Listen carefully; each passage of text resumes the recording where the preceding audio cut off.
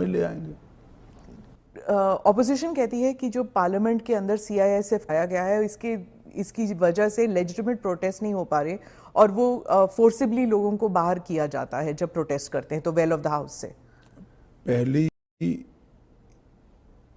एक बात की स्पष्टता आप समझ लीजिए, पार्लियामेंट के अंदर कोई भी पार्लियामेंट की और गृह के अंदर सदन की सुरक्षा में वो स्पीकर के अधीन होती है। इसमें फोर्स का महत्व नहीं होता है। पहले भी दिल्ली पुलिस के जवान थे, अब सीआईएसएफ मार्शल्स थे ना पहले। तो वही मार्शल्स होते हैं, आज भी मार्शल्स ही है। वो जैसे ही संसद सुरक्षा विंग में आते हैं वो सीआईएसएफ या दिल्ली पुलिस के जवान नहीं रहते, वो मार्शल माने जाते हैं और वो स्पीकर के तहत होते हैं। मार्शल सदन के अंदर तभी प्रवेश करते हैं जब स्पीकर उनको ऑर्डर करे। एक बात, ये जो बदलाव हुआ है वो एक बड़ी दुर्घटना हुई थी।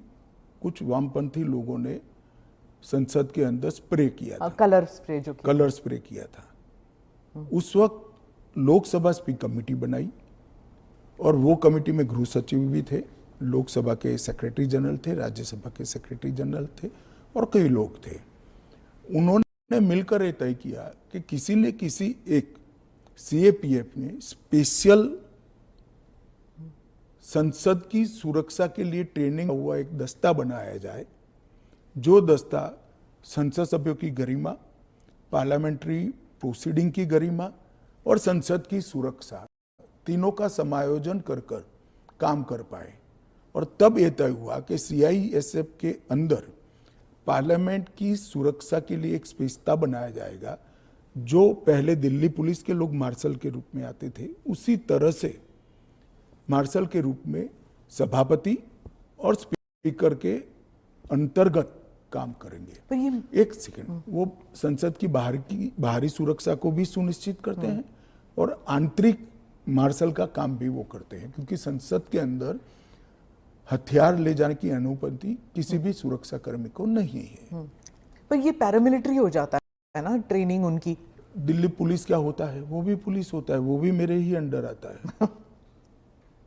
इनको बहाना चाहिए और वो एक प्रकार की जनता में खड़ी करना चाहते हैं, मगर वो निश्चित रूप से सफल नहीं होंगे, क्योंकि जनता से सीधा इंटरेक्शन उनसे कई गुना ज्यादा हमारा है। हम जनता से बात करते हैं, ऐसे ही आकर यहां नहीं बैठ गए हैं।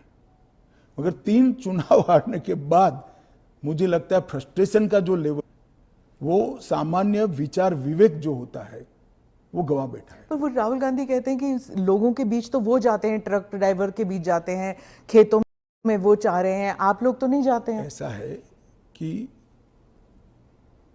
मैनेज कर कार्यक्रम करना